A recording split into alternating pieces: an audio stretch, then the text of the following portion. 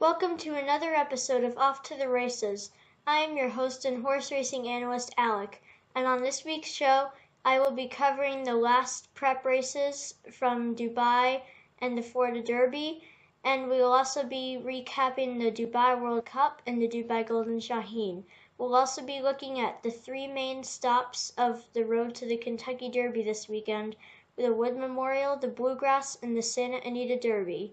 Last week's UAE Derby was expected to be won by either Divine Image or Walking Thunder, but in the end it was the Americans that took over the UAE Derby. Blue Clay Parfait, the 13th place finisher of the Risen Star, upsets the UAE Derby at a bit of an upset price. Grey Magician, second place, gets 40 points. However, he probably won't be in the Derby. Blue Clay Parfait, his connections say they're going to take him there. Grey Magician, his connections say it's highly unlikely. Divine Image was very disappointing, as was Walking Thunder in the UAE Derby. Later that day at Gulfstream Park was the Florida Derby, headlined by Hidden Scroll, a 14-length maiden winner before a fourth in the Fountain of Youth.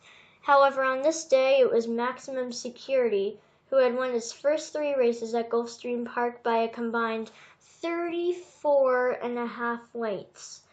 Maximum Security got off to an easy lead and didn't let Hidden Scroll get by him early, and had easy fractions of 48 and 4 for the half mile.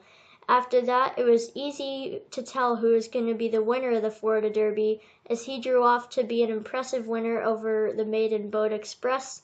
Code of Honor was third, Bourbon War was fourth.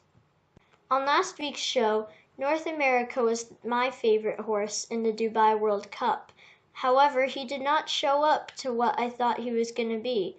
Instead, it was Thunder Snow, the first ever horse to win 2 Dubai World Cups, winning over a very surprising performance by Gronkowski, who came up to the leaders early, tried to benefit from the Maidan track surface bias. And Thunder Snow and Gronkowski made a huge battle down the stretch. I guess it's fair to say that 20th in the Kentucky Derby, where he started bucking, was just definitely a fluke for Thunder Snow, as he has proven that he can be very good. He's won the Dubai World Cup twice, as I've mentioned. He was second in the Jockey Club Gold Cup last year, third in the Breeders' Cup Classic.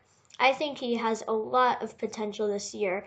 Gronkowski, I don't know what to think of him still. He's thrown in 2 really good performances and a bunch of dull performances. I don't know what to think of him going forward.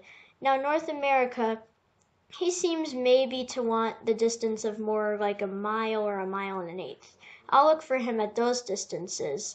But I see that Thunder Snow could go to Saratoga Racecourse this season, and will most likely go to the Breeders' Cup Classic if everything goes well. I think he could have a chance for Horse of the Year, assuming that the 3-year-old crop this year is weak and has no top horse. Although Roy H. was scratched from the Dubai Golden Shaheen, it was not a disappointment, as there were many top sprinters from around the world going at it in the Dubai Golden Shaheen. My top pick last week that I said was Promises Fulfilled. He did not show up to what I thought he would be, as he finished a disappointing-ish fourth behind a great performance by XY Jet, who finally got his win that he deserved and tried for so long to get at Dubai. He had lost in 2015 to Marab, and then last year to a brilliant performance by Mind Your Biscuits.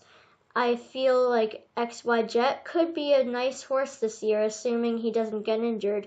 He is a tough horse to work with, as connections say. I picked him fourth out of the horses that I liked, but I mean, he was really good. You can't discount anything. And Imperial Hint, who was third in the race, I had picked second. He could be a bit of a disappointment this year. He had finished third in the Pelican, third in this race, and third in the Breeders' Cup Sprint, not in order. I don't think that he's going to be burning up the track as much this year as he did last year, so watch your money when you go to bet on him at the windows next time out. A brilliant performance by XY Jet tops the sprinters in Dubai. This weekend features the Santa Anita Derby, featuring two of Baffert's best horses, Game Winner, who won the Breeders' Cup Juvenile, and Roadster, the hyped allowance winner for Bob Baffert. Both look like they could be Kentucky Derby threats. Now, I think that right now Roadster is the better value, but Game Winner could be a formidable favorite. The horse that could make a bit of an impact on the race is Instagrand, who is very speedy out of the gate. Although in his stretch out to a mile, he faltered a bit, I think he still has a bit of a chance to maybe steal a spot in the Kentucky Derby. I think that even though Game Winner has already beaten Roadster, I think that Roadster can bounce back and beat him. It'll be an interesting race at Santa Anita. After 2 wins in New York as a 2-year-old and a third in the Fountain of Youth, Vekoma is the favorite for this year's Bluegrass Stakes over a not super strong field, which includes Signalman, the Kentucky Jockey Club winner, Win Win Win, third in the Tampa Bay Derby, and So Alive, third in the Sam F. Davis. I like Vekoma because he was carrying 6 pounds more than Code of Honor and Bourbon War, and was only a couple lengths behind them at the wire. I think overall Vekoma has a giant chance to win it, and I think that Signalman, 7th in the Fountain of Youth after a win in the Kentucky Jockey Club and 3rd in the Breeders' Cup Juvenile, he'll be 2nd, I think, and steal a spot in the Derby.